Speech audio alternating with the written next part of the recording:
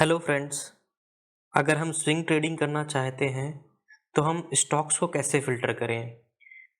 Swing trading करने के लिए हमें उन स्टॉक्स को देखना चाहिए जिसमें अच्छा खासा डिलीवरी का वॉल्यूम आया हुआ है।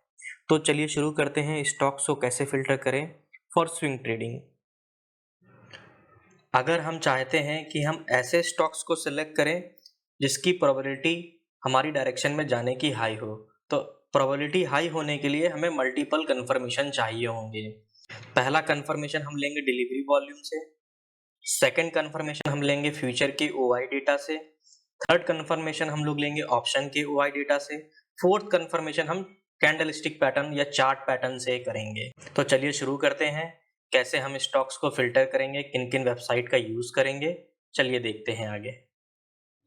सबसे पहले गूगल में वॉल्यूम बजर सर्च करना है और जो पहली वेबसाइट आएगी एडलवीज की उस पर क्लिक करना है और फिर जैसे ही वो वेबसाइट खुले तो आपको जो फ़िल्टर दिख रहा होगा निफ्टी 500 उसकी जगह हमें एफएनओ स्टॉक सेलेक्ट करना है और फिर जो चेंज में 5% से ज़्यादा वाले स्टॉक्स हैं ग्रीन में उनको सेलेक्ट करना है। यहाँ पर जैसे नौकरी है, एचडीएफसी बैंक है और कोफोर्ज है, तो इन तीनों के बारे में अब हमें रिसर्च करनी है।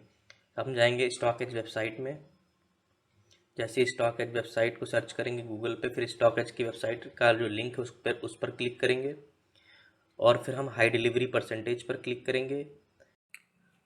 अब जो पहली कंपनी है नौकरी उसको सर्च करते हैं, फिर डिलीवरी में जाकर देखना है कि क्या डिलीवरी वॉल्यूम पिछले दिनों के मुकाबले अच्छे खासा बढ़ा हुआ है या नहीं। जो यहाँ पर डार्क ब्लू कलर से है वो डिलीवरी वॉल्यूम है और जो लाइट ब्लू कलर से है वो टोटल ट्रेडेड वॉल्यूम है। तो इसमें देख सकते हैं कि 7, 9, 10 में सबसे ज़्यादा डिलीवरी वॉल्यूम 11 नवंबर को एक्टिवेट हुआ है। 10 नवंबर को अराउंड 53,000 डिलीवरी क्वांटिटी में ट्रेड हुआ है, बट प्राइस ड्रॉप हुआ है। इसका मतलब लोगों ने डिलीवरी क्वांटिटीज़ को सेल किया है। लेकिन अगर यही हम 11 नवंबर को देखें तो 2,88,000 के लगभग डिलीवरी क्वांटिटी में ट्रेड हुआ है, जो कि 10 नवंबर से 5 टाइम्स से भी ज़्यादा है। तो इसका मतलब क्या है, प्राइस को बढ़ने के साथ साथ डिलीवरी वॉल्यूम भी बढ़ा है, तो लोगों ने एक्चुअल में डिलीवरी क्वांटिटीज़ को बाय किया हुआ है। पहली कंफर्मेशन हमारी डिलीवरी वॉल्यूम की थी। सेकंड कंफर्मेशन के लिए हम फ्यूचर ओआई में जाएंगे, फ्यूचर ओआई पर क्लिक करेंगे और देखेंगे जो लेटेस्ट डे है उस दिन फ्यूचर ओआई में ओपन इंटरेस्ट में क्या हुआ है। यहाँ पर देखेंगे हमें 1,07,750 का लॉट जो है सेल किए गए हैं, मीन्स शॉर्ट कवरिंग की वजह से ही ये प्राइस अप हुआ है इन फ्यूचर्स। चलते हैं अब नेक्स्ट कन्फर्मेशन की ओर। ऑप्शन चेन पर क्लिक करेंगे हम, फिर ओआई प्लस माइनस पर क्लिक करेंगे, फिर ऑप्शन चेन के डेटा को देखेंगे। हम देखेंगे कि ऑप्शन चेन की पुट की स्ट्राइक प्राइसेस पर लोगों ने एडिशन किया हुआ है, कॉल्स की स्ट्राइक प्राइस पर लोगों ने एग्जिट किया हुआ है। और ऑप्शन चेन को हम सेलर की तरह देखेंगे। अगर ऑप्शन चेन की पुट की साइड में लोगों ने एडिशन किया है, इट मीन्स लोग बाइंग सेंटीमेंट्स रखते हैं। और कॉल की पोजीशन पे अगर लोगों ने एग्जिट किया है तब भी मतलब लोग सेल करने से डर रहे हैं। इट मीन्स ऑप्शन चेन का डेटा भी हमें बाइंग साइड की सेंटीमेंट्स को रिफ्लेक्ट करता है। अब हमें ऑप्शन चेन से भी कंफर्मेशन मिल गया है। अब हम जाएंगे ट्रेडिंग व्यू पर और नौकरी जो स्टॉक है उसका चार्ट खोलेंगे। चार्ट पर हम देखेंगे कि हमें प्रॉपर एक बुलिश कैंडल मिल रखी है और एक हमें एक लेवल पर ब्रेकआउट भी दिख रहा है। और हमारा पहला टारगेट हो सकता है लगभग 4,386 तक। स्टॉप लॉस को हम आइदर नियरेस्ट लो पर रखेंगे या फिर अपनी ग्रीन कैंडल के नीचे रखेंगे जो कि ब्रेकआउट कैंडल है। तो चलिए अब देखते हैं अगले स्टॉक को जो कि है एचडीएफसी बैंक। हम स्टॉक एच में जाएंगे और एचडीएफसी बैंक को सर्च करेंगे, फिर डिलीवरीज़ में जाएंगे और डिलीवरीज़ का डेटा देखेंगे। हम देख सकते हैं पिछले 4-5-6 दिनों के मुकाबले 11 नवंबर का डेटा डिलीवरी वॉल्यूम का बहुत ही हाई है। अब हमें ये नहीं पता है कि ये वॉल्यूम बाइंग साइड किया गया है या सेलिंग साइड, लेकिन ये प्राइस के मूवमेंट से देख के समझ सकते हैं। प्राइस बढ़ा है, डिलीवरी वॉल्यूम अच्छा खासा आया हुआ है, इसका मतलब लोगों ने दबाकर बाइंग करी हुई है डिलीवरी में। तो डिलीवरी से हमारा कंफर्मेशन हो जाता है। अब हम देखते हैं फ्यूचर ओआई का डेटा, यहाँ पर लॉन्ग बिल्डअप हुआ है या फिर शॉर्ट कवरिंग हुई है। 4 नवंबर को देखें तो 24,97,000, 7 को 7,52,000, 9 को 18,42,000, और ऐसे ही अगर 11 तारीख को देखें तो 35 लाख। बहुत ही हैवी क्वांटिटी में लॉन्ग बिल्डअप हुआ है और प्राइस ही बढ़ा है, तो ये भी एक कंफर्मेशन है बाइंग का।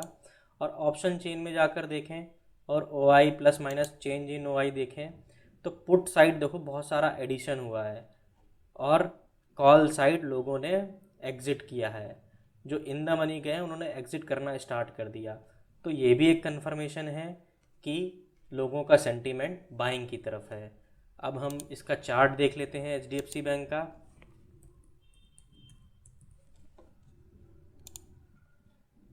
हम देख सकते हैं कि डेली टाइम फ्रेम में बहुत ही बड़ा ब्रेकआउट आया है। ये एक लेवल है जिसके ऊपर इसने ब्रेकआउट दिया है और प्राइस बहुत ही ऊपर चला गया। अब क्या कर सकते हैं हम अगर ये रीटेस्ट करता है वापस यहाँ तक या थोड़ा सा नीचे आता है, फिर हम बाइंग अपॉर्चुनिटी देखेंगे और पहला टारगेट इस लेवल तक देखेंगे 1718 तक, और सेकंड टारगेट इसका जितना भी स्टॉप लॉस है उसका 2 टाइम्स।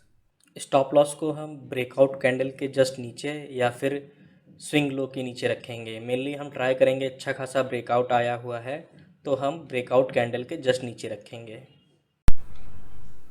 तो चलते हैं अपने तीसरे स्टॉक को देख लेते हैं जो कि है कोफोर्ज को सर्च करते हैं, फिर डिलीवरीज में जाते हैं और हम देख सकते हैं पिछले दिन के मुकाबले डिलीवरी वॉल्यूम अच्छा खासा आया हुआ है। फ्यूचर ओआई देख लेते हैं। अब हम फ्यूचर ओआई में भी 6% प्राइस के साथ अच्छा खासा लॉन्ग बिल्डअप हुआ है। ऑप्शन चेन में देखते हैं। अब ऑप्शन चेन में डेटा इतना क्लियर नहीं आ रहा है, कॉल साइड में बहुत ही ज़्यादा ये ओपन इंटरेस्ट दिखाया जा रहा है 3900 पर। हो सकता है लोगों ने इस प्राइस पे बाई किया हो, तो एक बार इसको चार्ट से कंफर्म कर लेते हैं।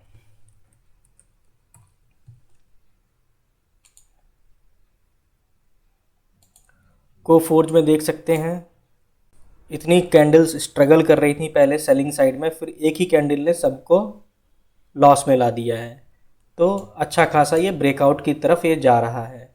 तो पहला टारगेट हम इस रेक्टेंगल के पास रख सकते हैं जो कि एक रेंज, यहाँ से 2 बार रिजेक्शन ले चुका है प्राइस। फिर सेकंड टारगेट हम इस लेवल तक ले सकते हैं 4253 तक, और थर्ड टारगेट यहाँ तक ले सकते हैं 4608 तक। स्टॉप लॉस हमारा या तो स्विंग लो के नीचे या फिर ब्रेक जो अभी कैंडल आई हो उसके जस्ट नीचे रख सकते हैं।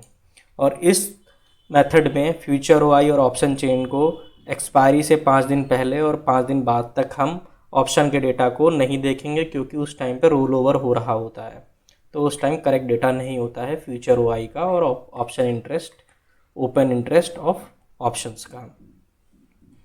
तो इस तरीके से आप स्टॉक्स को इंट्राडे के लिए भी देख सकते हैं, सेलिंग साइड के लिए भी सेलिंग वाले स्टॉक्स को सेलेक्ट कर सकते हैं, और बाइंग साइड के लिए आप बाइंग वाले स्टॉक्स को सेलेक्ट कर सकते हैं जिनका डिलीवरी परसेंटेज हाई आया हुआ है, और इंट्राडे में अपॉर्चुनिटी को देख सकते हैं।